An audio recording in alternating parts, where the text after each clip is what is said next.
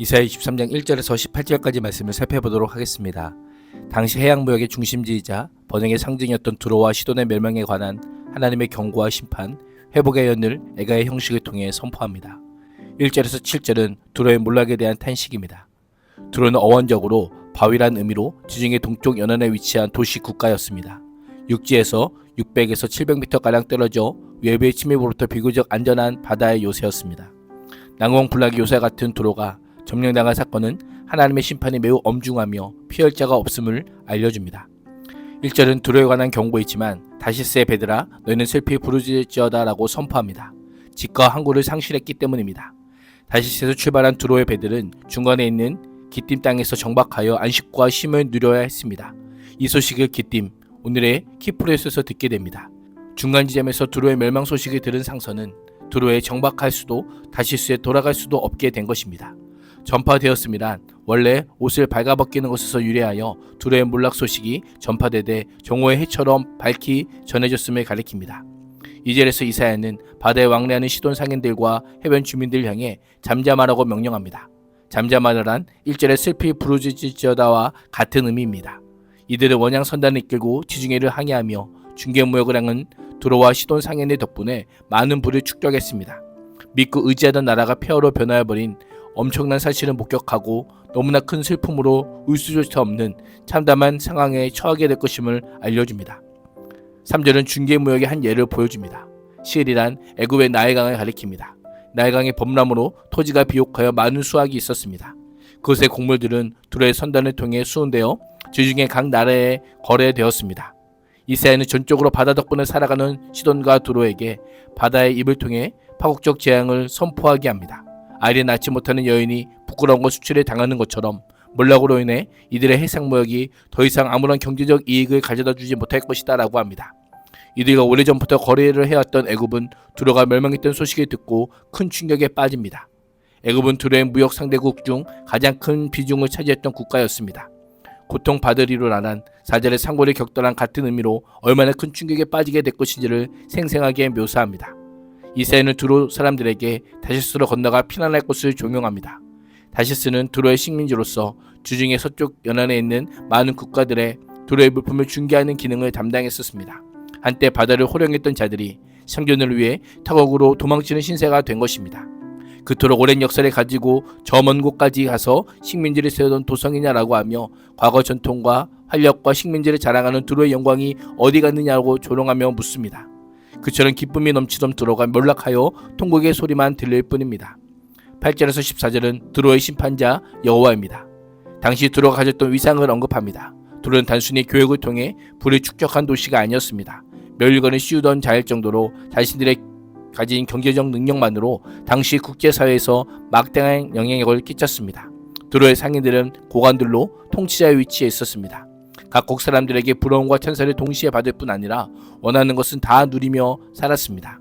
이사야 선지자는 8절 하반절에서 그 막강한 두로가 순식간에 붕괴했다는 사실에 사람들은 누가 이 일을 정하였느냐라고 근본적인 질문을 던집니다.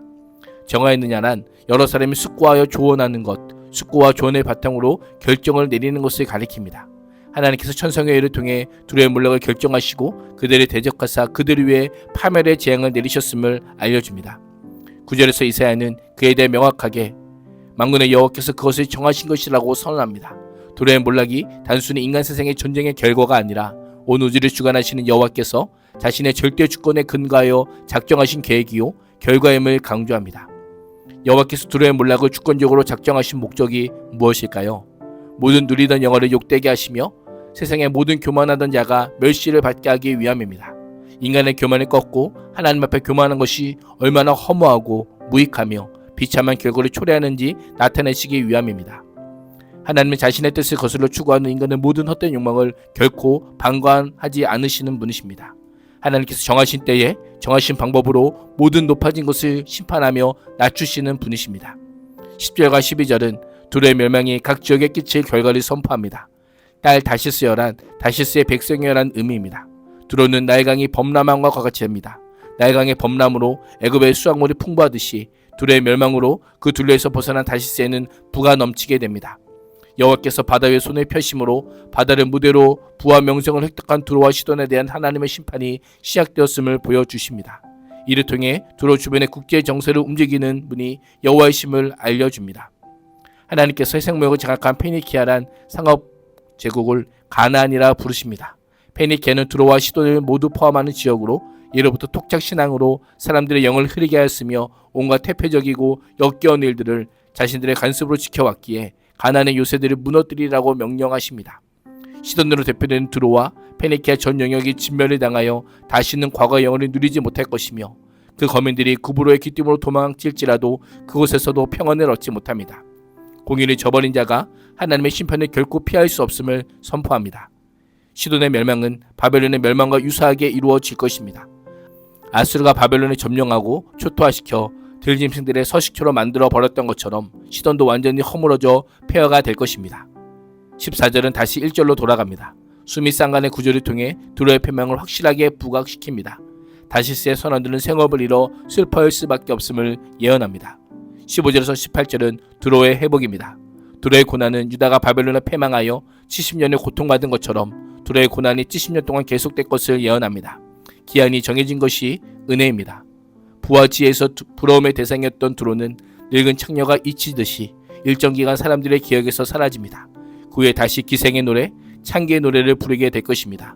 창녀의 노래는 한편으로는 두로의 참담한 몰락을 조롱하면서도 다른 한편으로는 다시 기억되기 위해 두로가 얼마나 처절하게 노력해야 하는지를 보여줍니다. 17절은 두로의 회복이 그들 스스로의 능력에 의한 것이 아니라 여호와 하나님의 은혜임을 선언합니다. 두로를 심판하셨던 하나님께서 이제는 두로를 돌보십니다. 돌보시다란 자기 백성이 고난에 처해 있을 때 그들을 찾아가서 은총을 베푸시는 여호와의 자유로운 측면을 강조합니다. 70년이 지나가면 여호와께서 두로를 돌보아 주셔서 옛날처럼 다시 해상무역을 하게 하실 것입니다. 이전에는 스스로 창고에 쌓아 그것을 의지하며 살아가려고 했지만 심판을 통해 진정으로 하나님을 만난 자들은 이제 하나님의 소유권을 인정할 것입니다. 하나님께서는 이방의 재물까지도 하나님의 백성을 먹이고 입히는 거룩한 도구로 사용하실 것입니다. 오직 하나님의 나라와 영광을 위해 쓰일 것입니다. 이러한 변화는 전적인 하나님의 은혜입니다. 이방인이든 유대인이든 상관없이 베푸시는 하나님의 은혜입니다. 오늘도 우리에게 베풀어 주신 하나님의 은혜를 기억하며 오직 하나님 나라와 영광을 위해 쓰임받는 인생이 되시기를 주님의 이름으로 축복합니다. 기도하겠습니다. 하나님, 세상의 부와 힘을 의지하지 않고 날마다 모든 것을 베푸시는 하나님의 은혜를 기억하며 오직 하나님의 나라와 영광을 위해 쓰임받는 거룩한 도구가 되게 하여 주옵소서. 예수님의 이름으로 기도합니다. 아멘.